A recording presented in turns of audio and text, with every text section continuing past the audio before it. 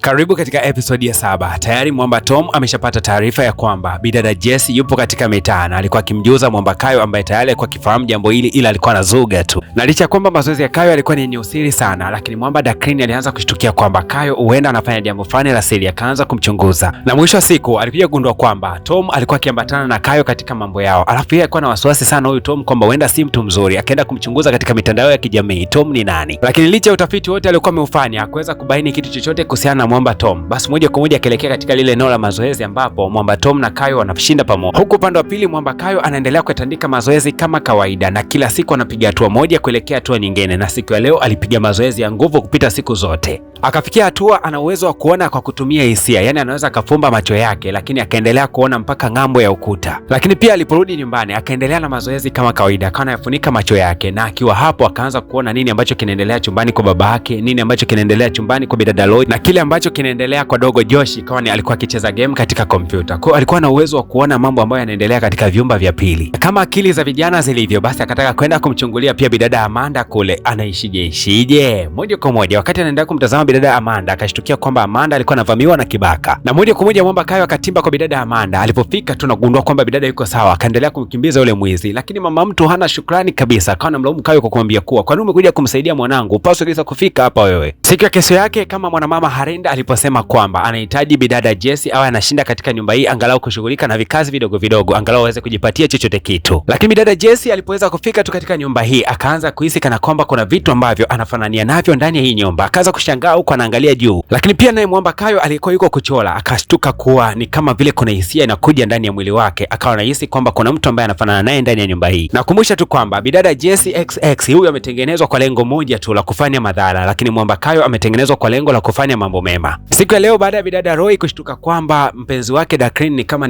malaya fulani hivi, akawa anavunja naye urafiki na kumwambia kwamba kuanzia sasa hivi mimi wewe na wewe sio wapenzi kabisa. Hasa wakati Dakrini anaondoka hapa ndani, akawa anapishana na bidada Jesse. Kumbuka kwamba Jesse naye si haba, ni kasichana fani karembo sana, akawa amekatamani kweli. Na hiki kitu bidada Roy aliweza kushuhudia. Yaani unaachana na mtu wako kwa sababu ya umalaya, alafu anapishana mlangoni na mwanamke fulani hivi na anamtamani, na huyo mwanamke anayepishana naye ni pisi hatari. Wakati huo usiku bidada Roy akiwa na mwamba Kayo wakawa wanajadili kuhusiana na ule mwizi alikwenda kuvamia nyumbani kwa kina Amanda siku ya jana. Wakawa wanasema kwamba lazima huyo mwizi atakuja kurudi tena kwa sababu kuna vitu hajamalizia. Na ni kweli kabisa, wakamvizia sana yule mwizi. Kumbe alikuwa amewaandaa polisi mapema, na mwisho wa siku akamkamata yule mwizi na moja kwa moja akamfikisha kituo cha polisi. Bidada Amanda mapema na alfajiri akafika mpaka kwa bidada Roy na kwenda kumshukuru. Lakini bidada Amanda akasema kwamba licha ya kwamba ameweza kumkamata mwizi, ila ameshindwa kabisa kuipata bracelet yake. Anahisi kwamba huenda mwizi alikuwa ameweza kuiuza. Ikabidi mwamba Kayo moja kwa moja kuelekea katika maduka ambayo yanauza vitu vya samani. Wakamzuga huyu mwenye duka na kumwambia kwamba hii ni mali ya wizi na umenunua kutokea kwa mtu. Lakini mwenye duka akasema kwamba hii bracelet niliuziwa miezi kama 3 iliweza kupita. Basi bana hawakuwa na ushahidi tena kwenda kumshika huyu jamaa. Hasa kuna pete moja ya samani sana mwamba Kayo alikuwa amepewa na yule mwamba Adam Bell. Yeye akambadilishana na huyu mwenye duka na kumwambia kuwa ampatie hiyo bracelet. Baada ya kuipata tu akampelekea bidada Amanda. Ile anagonga tu hodi, basi mama mtu kivurugi akawa anafungua mlango. Na wewe shida yako nini? Akasema kwamba bracelet ambayo Amanda alikuwa ameibiwa nimeweza kuikuta katika duka. Mwamba baada ya kukabidhisha ile bracelet alifurahi kweli kweli. Mwisho wa siku akawa amerudi nyumbani anatabasamu kwa sababu ameweza kumsaidia mtu anayempenda. Ndivyo ilivyo bana, mtu kimpenda unajisikia raha kumsaidia. Na hata mwanaume anayekupenda katika mahusiano ukijikuta unamuombaomba sana hela, basi tambua kwamba hauko mahali unapopendwa. Kwa kawaida mwanaume anapotoa pesa huwa anatoa kwa mtu anayempenda. Kile kidogo ambacho mwanaume anakipata huwa anajisikia amani sana kumpatia mwanamke anayempenda. Lakini ukiona mwanaume ambaye ili aweze kupatia kitu ni mpaka umelazimisha sana, umeomba mpaka umepiga magoti, basi tambua kwamba haupo sehemu sahihi. Bidada Amanda akaamua kumfuata mwamba nyakati za jioni, akamrudishia pesa yake aliyoweza kutumia kununua ile bracelet. Lakini mwamba baada ya kurudishiwa tu ile pesa akanyosha moja kwa moja mpaka katika ile duka linalouza vitu vya thamani, akasema kwamba nimekuja kuchukua ile pete ambayo nilikuja kuuzia jana. Lakini kwa bahati mbaya sana yule muuza duka akasema kuwa ilinunuliwa jana ile ulipokuja kuiacha. Basi Kayo akaanza kuvuta hisia kugundua ni nani ambaye amenunua ile pete. Alikuja kugundua kwamba mzee Steven alikuwa ameenda kuomba kazi sehemu, na katika hiyo kampuni alikwenda kuomba yule boss wa ile kampuni ndio alikuwa amevaa ile pete. Na hii kitu ikabaki inamshangaza sana huyu Josh ambaye alikuwa anajiuliza ni kwa nini Kayo anaonekana kuvuta hisia sana, lakini kila anapotumia nguvu kubwa sana kuvuta hisia za mbali huwa anapata maumivu ya kichwa. Lakini katika dakika hizo bidada Jesse alikuwa akiingia katika mgahawa huo na aliweza kumuona mwamba Kayo. Walipoweza kutazamana tu macho yao mpaka tetemeko la ardhi likatokea. Lakini pia Kayo aliporudi nyumbani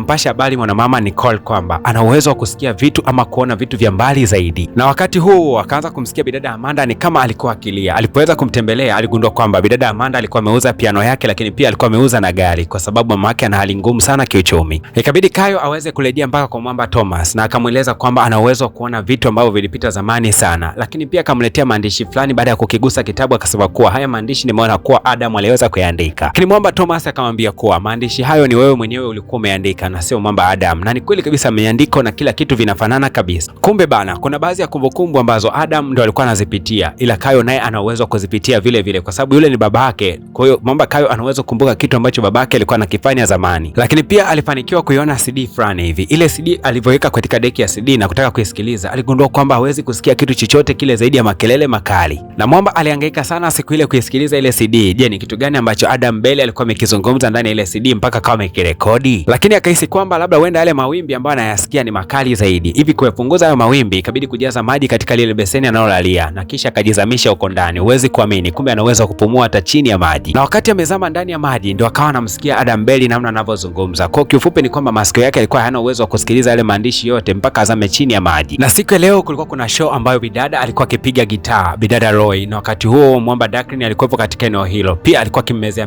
sana mate bidada Jessie. Lakini bado mwamba Kayo anahangaika sana kusikiliza ule ujumbe ulio katika CD. Licha ya kwamba aliweza kusikia siku ya jana alipozama katika maji, alipokwenda kutazama katika kompyuta akagundua kwamba kila ujumbe ambao alikuwa akiusikia ulikuwa unawakilisha message fulani hivi ambayo ilikuwa inatumwa kwa njia ya namba, na alipozichanganua zile namba vizuri akagundua kuwa ule ujumbe ulikuwa unamaanisha kuwa usimwamini kabisa Tom. Hasa kwa nini tena Adam Bailey amwambie mwamba asimwamini Tom ikiwa wote tunajua kwamba Tom ndio mtu wa jirani zaidi na huyu mwamba Kayo? Lakini muda huo huo naye mwamba Tom alikuwa amemtumia Kayo ujumbe kwamba atakwenda kusafiri kwa muda mfupi. Hichi kitu kikabaki kinamshangaza sana Kayo. Tom anasafiri anaelekea wapi? Wakati huo wote mwamba Kayo akawa kwenye mawazo sana siku ya kesho shuleni, lakini bidada Amanda alipoweza kuja ndo kidogo akili yake ikawa imeweza kutulia. Na bidada Amanda akawa anamwalika Kayo kuelekea katika kucheza. Sasa mwamba akawa anasema mimi sijui kucheza lakini nitakuja na kuakilia kwamba nitakuepo. Akawa amepokea ile zawadi ya ua ambao bidada alikuwa amemletea. Lakini siku hiyo hiyo bidada Jessie naye akaonekana akiwa anaanza shule katika hii shule ambayo Kayo anasoma. Na siku hiyo hiyo mwamba Chale alipoweza kumuona bidada Jessie akawa amempenda. Lakini mwamba siku ya leo Kayo akiwa amerudi nyumbani akaendelea kupiga story na mama yake. Ila akaanza kuhisi tena nikana kwamba kuna kitu ambacho kiko jirani sana na yeye. Akaanza kufuata mapigo yake ya moyo. Akaja kugundua kwamba bidada Jessie alikuwa yuko chumbani kwake tena amelala katika ile beseni ambayo mwamba analalia. Na kumbe hata na yeye Jessie anapenda sana kulalia haya mabeseni. Nyakati za usiku sana bidada Jessie akaonekana akiwa na kiss na mwamba Dakrin. Kumbe bana Dakrin alisharusha vyuma vyake na tayari bidada alikuwa amekubali na hapa wana kiss, lakini bidada Halinda akawa ameingia. Alishangaa sana na kuanza kusema kwamba yani umezaliwa wiki iliyopita tayari una mwanaume na tayari mmeshaanza kudate. Yani kama ningechelewa dakika mbili tu basi bila shaka ningekuta manyoya tayari ungekuwa umetolewa vya kutolewa. Lakini haya maneno ambayo bidada Jessie alikuwa akiyaongea yakaanza kumsababisha kichwa chake kianze kuuma, hali kasababisha umeme ukaanza kutikisika hapa ndani. Bana mwamba Kayo kila siku amezidi kujivutia sana Subira. Siku ya leo akaamua kujikaza na kuanza kumtongoza bidada Amanda kwa kumwambia kuwa nakupenda. Alafu naye bidada Amanda hata kuchelewa akasema nakupenda pia. Na nyakati za jioni zilipoweza kufika, mwamba Kayo alikuwa ameelekea na bidada Amanda katika maeneo ya kudance, lakini huku wakati anachukua bisi kwa bahati mbaya mkono wake ukagusana na mkono wa bidada Jessie. Lakini katika hali ya kushangaza ikatokea kama vile kuna shoti fulani zikawa zinapiga katika mikono yao. Bidada Jessie akasema kuwa naelewa ni kwa nini jambo hili limeweza kutokea. Lakini kama vile mwamba Kayo alipoweza kumwambia bidada kwamba hawezi kucheza, akawa amemuiga Joshi namna ya kucheza, na mwisho wa siku Kayo akaja kuwa ni mbaya zaidi katika kucheza. Bidada naye Amanda akashindwa kujizuia, akaingia katikati ya podium na hapa akaanza kucheza na wakajikuta wanacheza kwa ujirani zaidi kati yake yeye pamoja na mwamba Kayo. Lakini yule mwanamama anayemlinda sana bidada Jessie alishangaa kuona kwamba Dakrin ana ujirani sana na Jessie, akawa anamtoa Jessie, lakini Jessie akawa amekasirika na hasira yake ikaanza kuyumbisha umeme hapa ndani. Lakini jambo hili halikumzuia Kayo kuweza kusogeleana na bidada Amanda kwa lengo la kuweza kukisi. Hilo nakaribiana tu ghafla umeme mzima ukawa umezimika na kiza kikatawala. Baadaye kidogo umeme ukaweza kurejea, lakini mwamba namna gani fulani hivi alijikuta tu ana huzuni kwa sababu hakuweza kukisi na bidada Amanda, lakini akawa amefurahia hivyo hivyo kwa sababu alipata wakati mzuri sana wa kuwa jirani naye. Dakrin kinamna fulani hivi anamaindisha sana Kayo kwa sababu anahisi kwamba Kayo huenda kuna mambo ya siri ambayo anayafanya na anamficha sana. Lakini baadaye kidogo mwamba Kayo aligundua kwamba huenda uhusiano wake kati yake na Dakrin haujakaa vizuri. Ikabidi kumfuata Dakrin na kumweleza kila kitu, lakini Dakrin akamwambia Kayo kuwa na wasiwasi na Tom kwamba anahusika katika mambo mengi sana. Na Dakrin akamfungukia kabisa Kayo kwamba aliweza kuhisi kuwa kuna mtu ameagizwa aje kumteka bidada Roy kutokea kwa mwamba Tom. Lakini Kayo ilikuwa ni ngumu sana kuamini jambo hilo. Ni kwa nini Tom aje kumteka bidada Roy? Ila wakati huu wanaendelea kuongea, bidada Roy alikuwa akikusanya takataka baadhi ambazo zilikuwa katika maeneo hayo ya taka. Kuna mtu akawa amemvamia na kumpiga kikombo, na alikuja kugundua kwamba ile necklace ambayo mwamba Darkline alikuwa amempatia kipindi kile ni wachumba ilikuwa imeweza kunyakuliwa na kuibiwa. Sasa ni nani ambaye ameweza kufanya matukio haya?